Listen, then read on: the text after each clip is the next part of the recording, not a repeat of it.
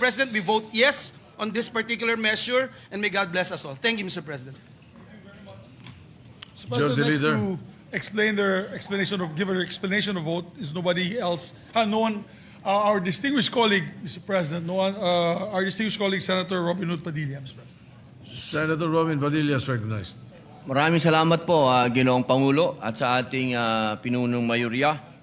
Ang una pong pagpapaliwanag ay kaugnay po sa Senate Bill number 315, Senate Resolution 315, na ang akin pong mungkahi, Ginoong Pangulo, kaugnay po ito, hinggil po sa paglilipat ng mga nahatulang bilanggo na aking kino-sponsor kahapon.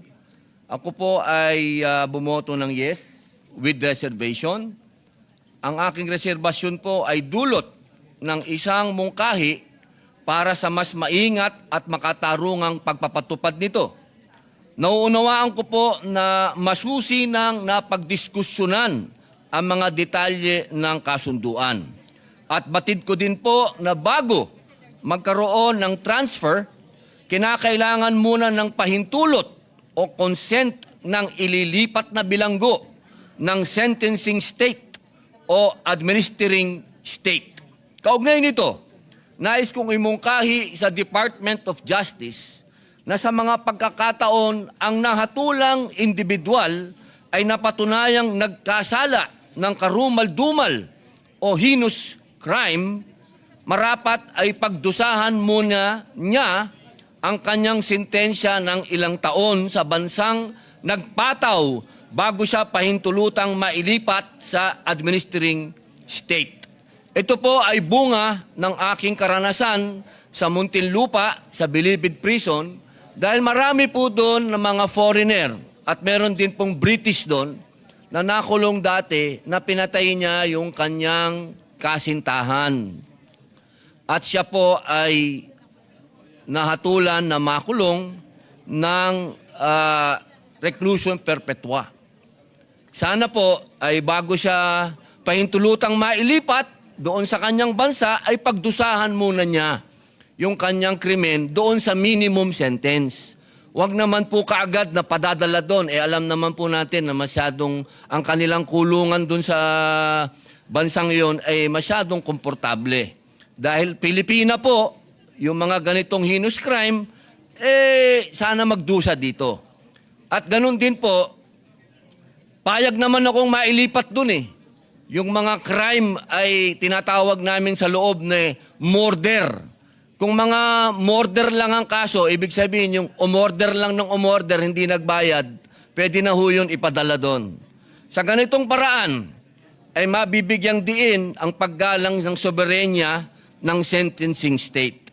Sa bigat ng krimeng ginawa at sa katarungang inaasahan ng mga biktima at ng kanilang mga pamilya.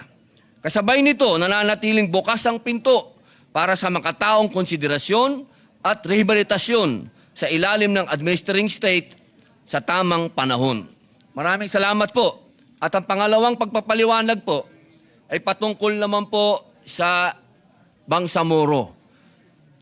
Sa pagpapaliban at sa ngayon po ay itakda na ang botohan, ang eleksyon sa BARM.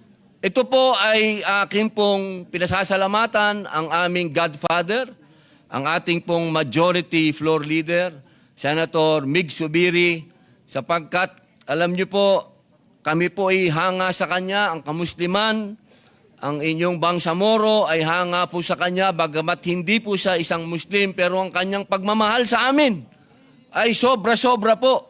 At nung huli po niyang hearing ay nakita namin kung paano niya ipinaglaban na magkaroon po ng mga future leader sa Bangsamoro na hindi tradisyonal. Yung galing naman po talaga doon sa mga matatawag natin na galing po sa mga common na tao na mamuno. Kaya po, tanggapin niyo po ang aming pasasalamat, Senator Mig Zubiri. Kami po'y buong puso na nagpapasalamat sa pakikipaglaban niyo po para sa BARM. Mabuhay po kayo. Maraming Majority salamat. Leader. Thank you, Mr. President. Maraming salamat din po kay Senator Joel Villanueva and of course, Senator Robin Hood Padilla. Aming adopted son ng Mindanao po yan, si Senator Robin Hood Padilla. And hopefully, may pasa din po itong panukala na to sa Kongreso ng third reading and may sa batas na po para kampante po ang ating mga kababayan sa BARM na magkakaroon na po ng halalan.